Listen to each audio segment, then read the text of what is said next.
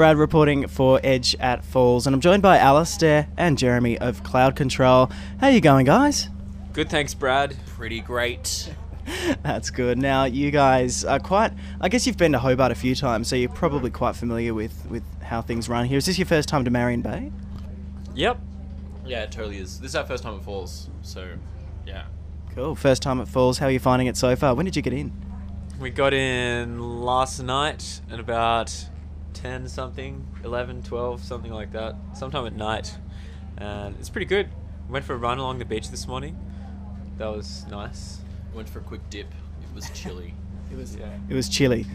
All right, well, as you're playing at Falls this year, you also have a string of festival gigs coming up over the new year, which is all pretty exciting. What's your favourite festival experience so far? Because you guys would have had a lot this year. We haven't had that many, but I think it'd be like between Splendor and Meredith. Yeah, those were both awesome. Close race. Falls has a lot to live up to, but I've got pretty high expectations. I think it'll be sweet.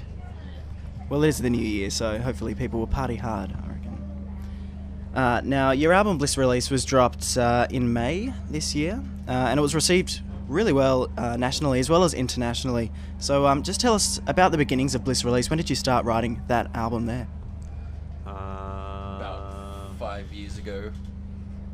Kinda. Yeah, it's been in the works for a while. We'd always kind of be writing songs, and then we didn't like them anymore, and we chucked them aside. And I guess like a couple of songs that are really old made it through that process and are on the album. Which ones are old? Can't remember. I don't know. Not that many. Most of them are new. Yeah, we Maybe really kinda Rolling knuckled Stones. down. That's Yeah. probably one of the oldest songs. But yeah, we Kind of knuckled down kind of beginning of last year, I guess, and just spent last year writing, pretty much. yeah. So you guys have been working on the album for about 5 years. You said, what? No, Well, that's so a you've lie. been- Jeremy was wrong. He meant to say 1 year. Right, so you've sort of been writing music for about 5 years, or... Yeah, but it feels like the whole thing led up to that. Like it's like more of a process that, So it's sort of a natural progression to an album. Yeah. Yeah, definitely. I mean, it's kind of like, you start a band and then you just write a bunch of songs, and we wanted to make sure that the songs were up to kind of where we wanted to be, I guess, and that just took a while. So, it's just a progression of songwriting, I guess, which is I think it's been really good for us to kind of spend that time honing our craft to make sure that what you put on your debut. You only get one debut, so you got to make sure it's cracker. Solid. Yeah. Now, 2011, how's that shaping up for you so far? United Kingdom bound. Yeah, just moving to London. Signed to Infectious Records UK. Over there just to play a whole bunch of shows and release the album and play lots of festivals. Yeah. I think we've already got a European tour booked up, and there's lots of other stuff on the horizon. We've been told to be kept very busy, which will be exciting. Good stuff. How does it feel to be signed to a label so soon? It's good. It doesn't feel soon to us. It's been a long time, but I think we're ready for it. I think we're all kind of in the right frame of mind to just put everything on the line and give it a good shot. Because being signed to a label, especially these days, it's like it's not everything. It's really not.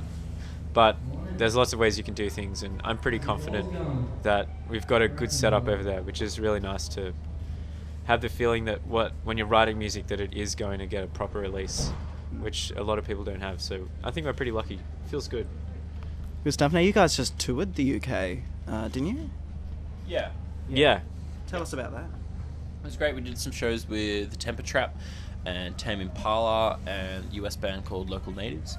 Did a few of our own. So yeah, we went right up to Glasgow and out to Dublin and Belfast and right around London and Portsmouth and Bristol and Brighton and everywhere in between. So yeah, it was about 5 weeks, and it's a good way to do it in the UK because there's just a lot less planes. You're not flying everywhere. You're kind of driving a couple of hours, which is kind of, from a tiring factor, it's a good way to do it. Yeah. How would you say your response or the audience response is in England compared to Australia? Well, they don't know our songs yet, so it's like they don't know our songs. But it was pretty good, I would say. They listen hard. they listen and it's a lot. They're just critically evaluating you. Yeah. Every step. Whereas here, people just go nuts. Yeah. But that's maybe the there'll be a nuts. progression. The nuts will come with time, I think. All right. Well, thank you very much for joining us here at Edge Radio. Thanks, Brad. Any New Year's resolutions?